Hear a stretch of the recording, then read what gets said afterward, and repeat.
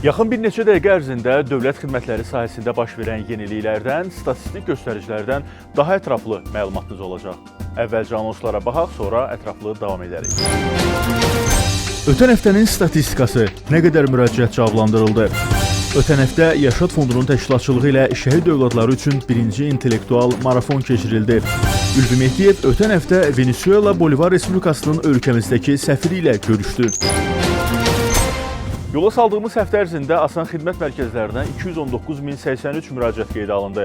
Asan kommunal mərkəzlərinə edilən müraciət sayı isə 10.707 oldu. Ötən həftə səyyar Asan xidmət vasitəsilə 5.262 müraciət cavablandırıldı. 108 çağrı mərkəzinə edilən müraciət sayı 17.762 oldu.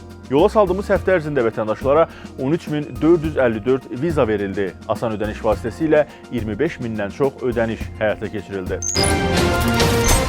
Prezident yanında vətəndaşlara xidmət və sosial innovasiyalar üzrə Dövlət Agentliyinin sədri Ülvi Mehdiyev ötən həftə Venezuela Bolivar Respublikasının ölkəmizdəki fövqəladə və səlahiyyətli səfiri ilə görüşdü. Qonağa Prezident İlham Əliyevin təşəbbüsü əsasında yaradılmış Asan xidmət və Dövlət Agentliyinin fəaliyyət istiqamətləri barədə ətraflı məlumat verildi. Qeyd olundu ki, şəffaflığın artırılması və müasir innovasiyaların tətbiqi baxımından Asan xidmətin yaradılması ilə səmərəli dövlət idarəçiliyinin təmin edilməsi sayəsində ciddi nailiyyətlər əldə olundu. Görüş zamanı qonağa həmçinin sosial innovasiyalar sahəsində həyata keçirilən işlər barədə ətraflı məlumat verildi. Bildirildi ki, bu günədək 85 milyona yaxın vətəndaş müraciəti qeydə alınıb. Yaşad Fondunun təşkilatçılığı ilə şəhidlərimizin övladları üçün birinci intellektual marafon keçirildi. Konstitusiya və suverenlik ili çərçivəsində gerçəkləşən layihə 16-21 yaş aralığındakı 50-yə yaxın şəhid övladını əhatə elədi. Əsas məqsəd iştirakçıların asudə vaxtlarının səmərəli təşkili, onların intellektual inkişafı, yeni bilik və bacarıqların əldə etmələrinə dəstək olmaq idi.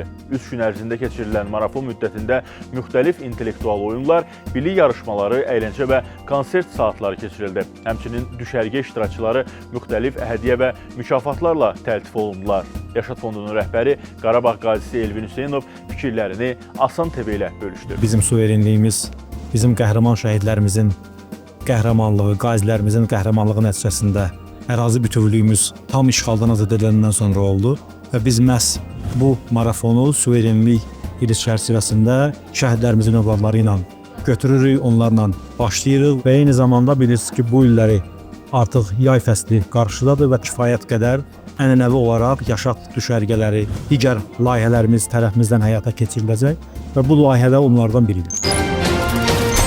Belə, missiyamız xidmətlərin təşkilində müasir innovativ texnologiyaların və metodların tətbiqi ilə vətəndaş məmnunluğuna nail olmaqdır. Bu və ya digər maraqlı faktları, faydalı məlumatları, gündəm xəbərlərini qaçırmamaq üçün Asan TV-nin sosial media səhifələrini mütləq izləyin.